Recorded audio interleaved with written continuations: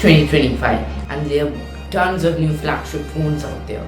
But what about last year's phone, and specifically the Samsung S24?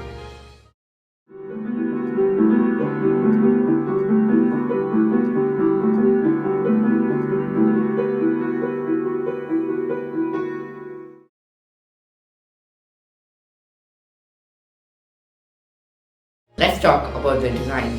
There's rounded corners and which makes it really comfortable to hold.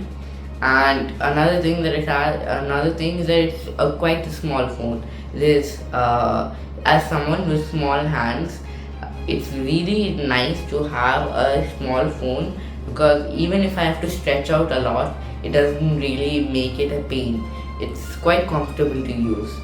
And another part of the design are the colors.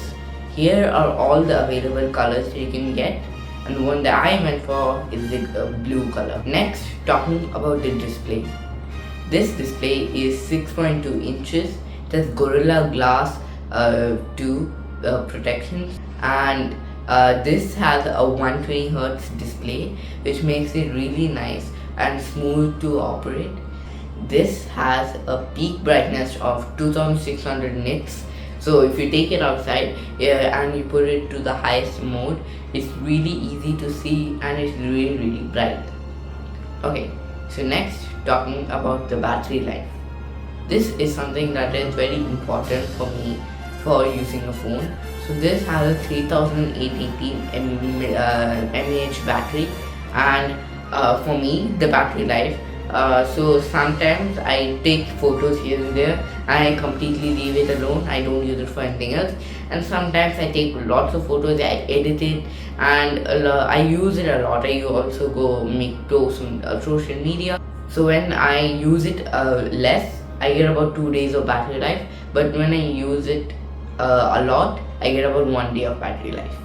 Let's talk about software and then the most advertised thing on this phone, the AI. So for the software, there's one on Android 14 and One UI 7.0, which comes after the recent One UI update. And the software itself is very smooth to use. It has a few quirky features. Overall, a pretty great software. But now talking about the AI. There are lots of AI features that are there, but not all of them are really useful at a daily basis. Here are some that I actually use. So first of all is circle to search. There are two ways I use this. So first of all is that I use circle to search. I take a photo of something that I see and I use circle to search to check what that is. And then it somehow managed to get that exact thing, and then if I like it, I save it for later, otherwise I leave it. And then there's also another really cool thing that you can do. So there are a lot of things.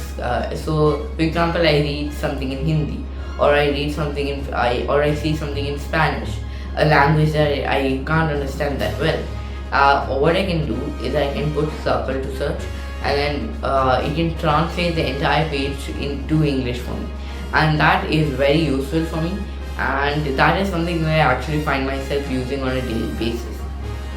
Another thing that is quite useful is the interpreter mode. So you can set it to Tamil, or you can set it to Hindi, you can set it to French, whatever, and then you can set it to English or whatever language you want again. So you can make it so that both parties can speak and it will get translated. So whatever they say in, for example, French, will get translated to English. What you say will get translated to French, and that is a very nice feature. This also works in phone calls. Now talking about the small convenient features. One that I find myself using the most is the fingerprint sensor. This comes with an ultrasonic fingerprint sensor, which is very accurate compared to the other optical sensor. Another thing is that this is IP68 waterproof up to 1.5 meters.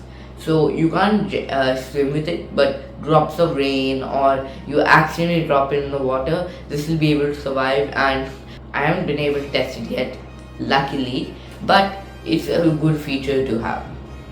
Now talking about the main part, the most anticipated part, which is the cameras.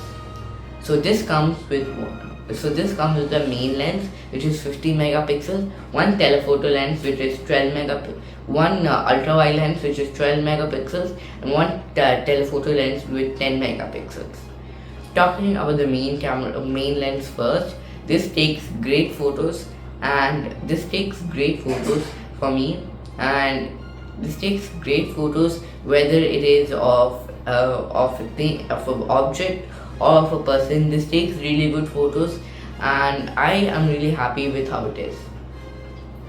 Here are some photos that I've taken with it on the main lens.